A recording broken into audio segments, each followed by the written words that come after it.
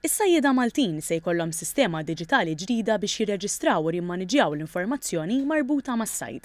Is-sistema se ssir b'investiment ta' 4.5 miljun euro mill-Fond Ewropew Marittimu għas-sajd u l-akwakultura.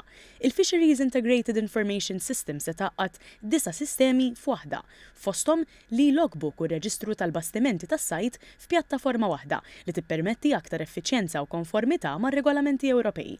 Id-Direttur Ġenerali fid-Dipartiment tas-Sajd u l-Akwakultura Bjorn Azzoppardi qal li s-sistema se tiffaċilita l-proċessi għas-sajjieda u ttejjeb il-mod ta' kif tintuża d-dejta. Din se tkun qed tgħinna ħafna iżjed fl-effiċjenza tad-dejta li se nkunu qed nużaw mas-sajjieda għal skemi għal benefiċċji oħra anke dejta li nikkomunikaw lill-istituzzjonijiet Ewropej. Permezz tas-sistema l-ġdida s-sajjieda se jkunu jistgħu jaċċessaw l-informazzjoni personali tagħhom minn apparat diġitali. Ir-rapportar tal-qabdiet se jsir b'mod aktar awtomatiku u b'inqas burokrazija. Il-proġett qed jitmexxa mill-kumpanija Spanjola Satlink li għandha esperjenza twila fis-soluzzjonijiet diġitali fis-settur tas-sajd.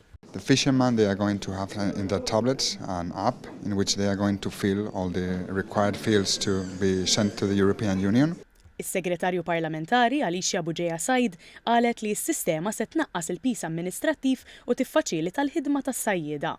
Dan huwa proġett illi permezz tiegħu ħankomplu innaqsu l-burokrazija fejn tidħol id-data collection. Għandek diversi regolamenti li jeħtieġu li jiġu implementati u permezz ta' din is-sistema aħna ħanaraw li kemm l-amministrazzjoni flimkien mas-sajjieda se nkomplu niffaċilitaw il-ħajja tagħhom. Il-Ministru għall-Fondi Ewropej Stefan Zrinzo Azzoppardi qal li l-investiment huwa mmirat biex isaħħaħ is-settur tas-sajd u joffri opportunitajiet ġodda lis-sajjieda. Il-proġett mistenni jitwettaq fuq medda ta' 24 xahar.